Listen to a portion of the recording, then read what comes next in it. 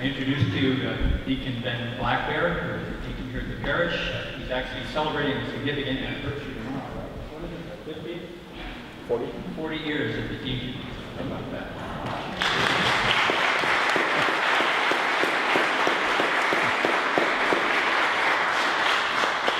He was rushing back to give his talk and had a flat tire and didn't have the right tool.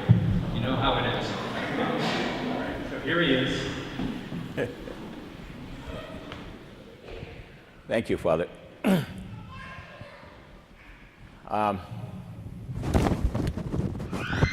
Welcome to St. Francis Parish and St. Charles Catholic Church here in St. Francis. We're very proud of this church.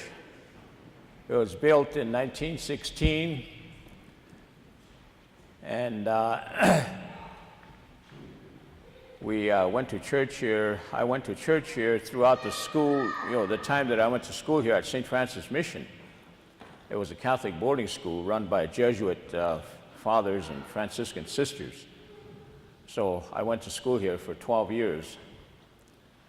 And we had Mass in here every morning during the school year. So we're very proud of the church. I guess I just wanted to make some quick remarks about the history of the Catholic Church among the Lakota, the Sioux people here in Rosebud.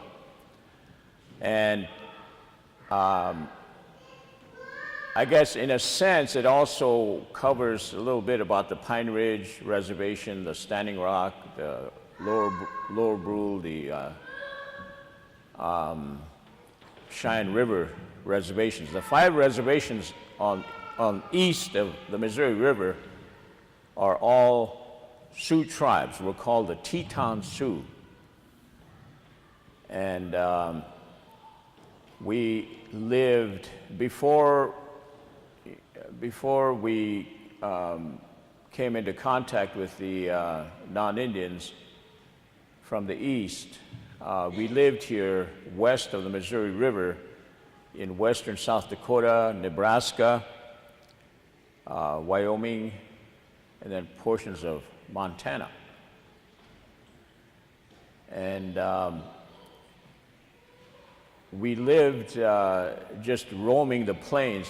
Our economy was hunting and fishing economy.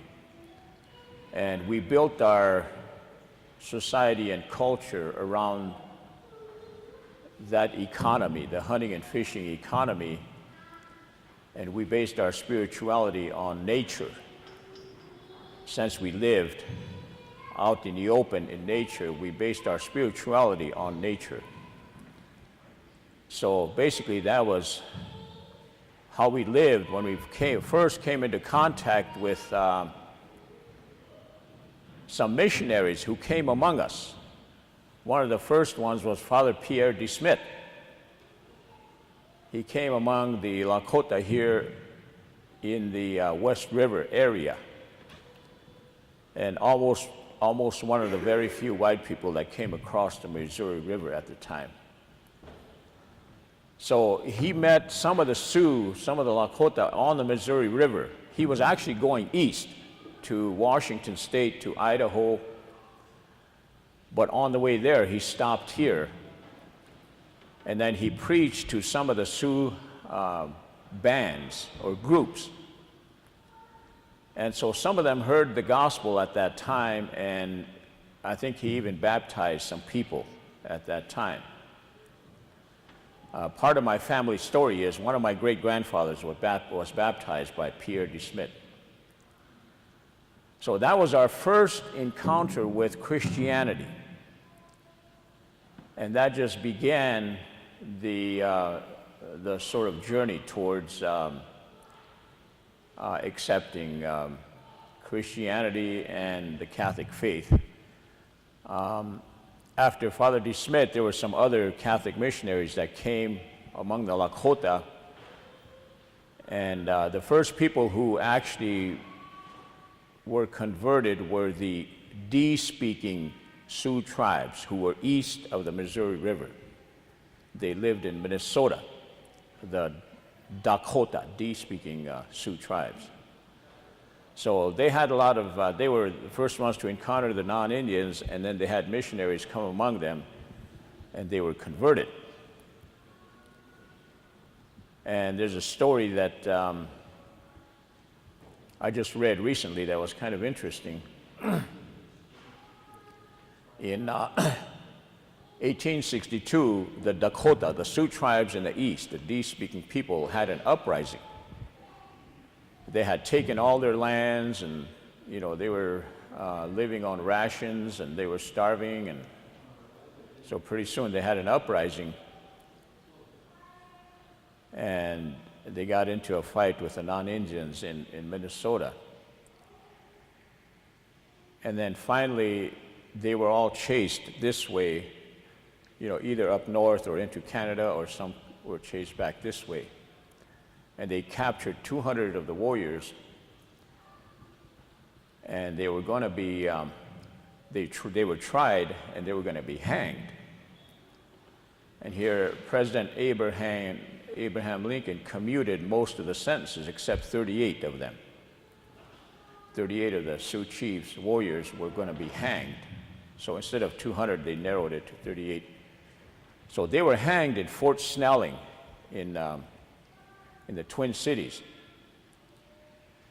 And there's a story that of the 38 Dakota, D-speaking warriors that were going to be hanged, the last night, or a couple nights before they were hanged, they told them, they said, to get ready to die, you can, have some ministers come to you, or you can use your traditional prayers to get ready for death. And here, two of them relied on their own traditional faith, on nature. Two of them asked for some Presbyterian ministers to come and minister to them. And those Presbyterian ministers spoke Lakota, the Dakota language. So they came and ministered to them. And the other 34 prisoners asked for a black robe, a Catholic priest.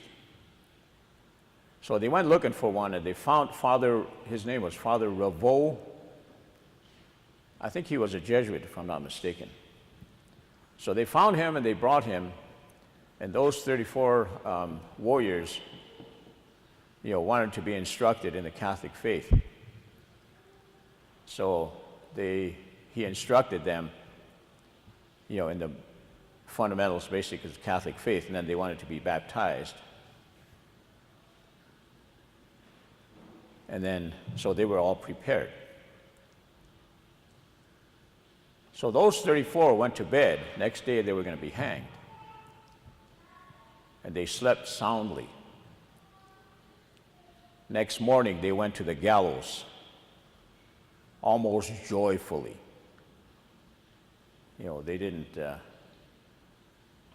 They weren't afraid to die.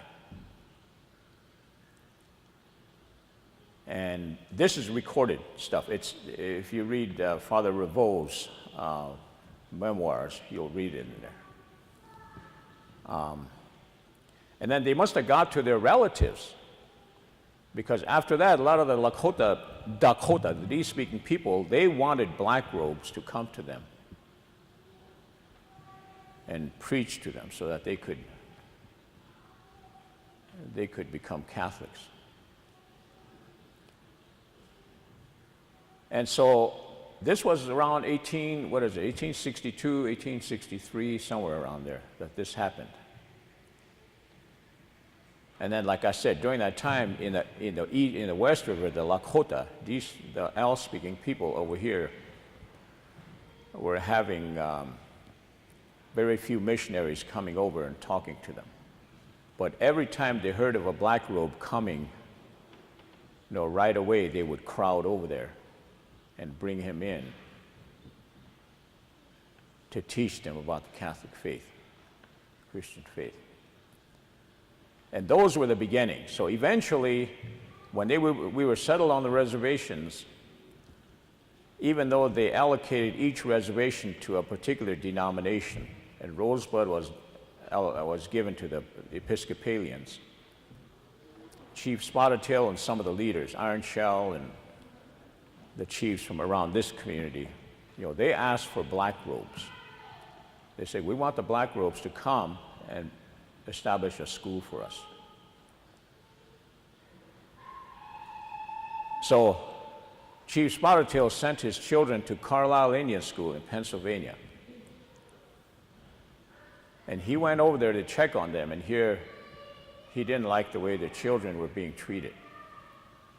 So he took his children out and brought them back, and that's when he requested the black robes to establish a school here. So eventually Bishop Marty asked the Jesuits if they would come and establish a school, which they did. They set it up here, and then about a couple of years later, they went to Pine Ridge and they established a school over there.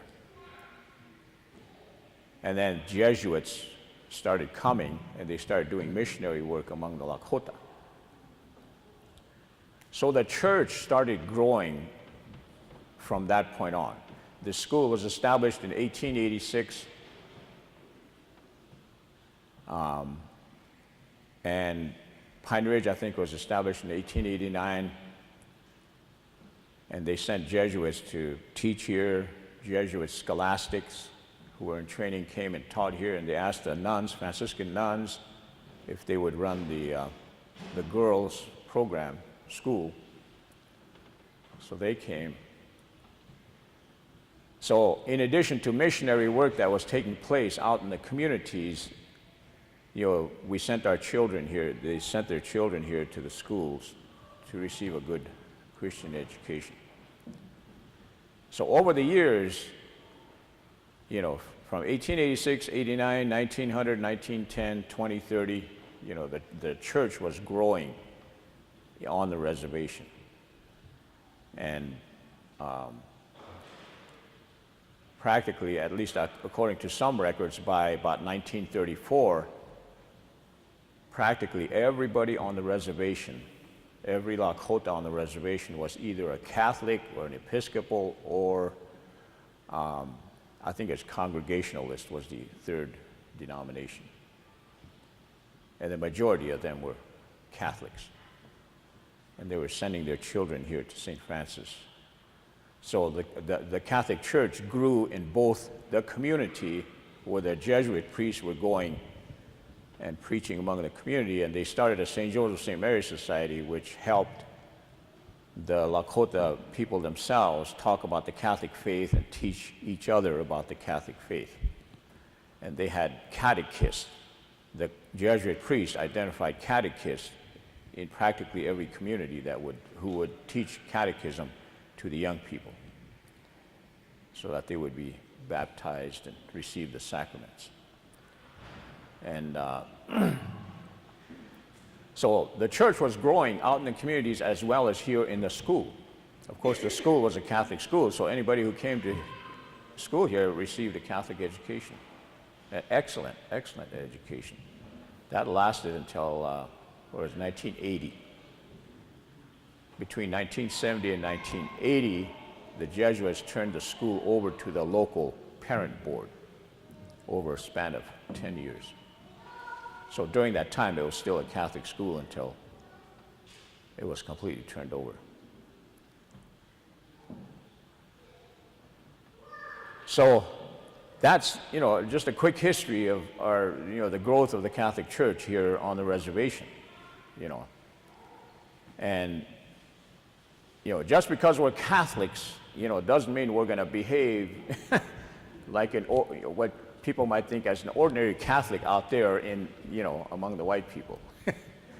Okay, we do believe the Catholic faith, and we're growing in the faith, but our lifestyle is not going to change overnight, I think that's important to understand.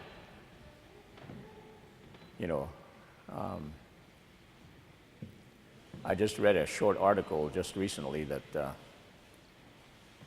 I don't recall the whole thing, but they said something about, why do we have a great advancement in science in the West.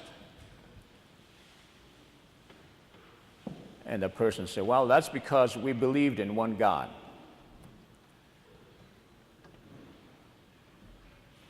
It's not happening anywhere else the same way that it happens in the West, this growth of science. Because most other places, they believe in more than one God, pantheism. Whereas we believe in one God, and that's what enables us to advance in science quickly in the West.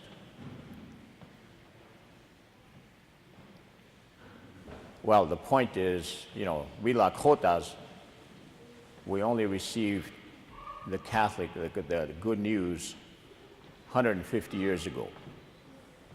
Okay? So we're absorbing the faith gradually as a people, as a society. It'll take us a while to get to the point where our lives will start changing and adjusting to what it is to live as Christ wants us to live. I don't know if I'm supposed to take questions. Maybe that's... I think I'll finish my talk that way. And again, I welcome all of you folks to our church, a humble church. We're proud of it. Yeah, you had Thank you. Salamat.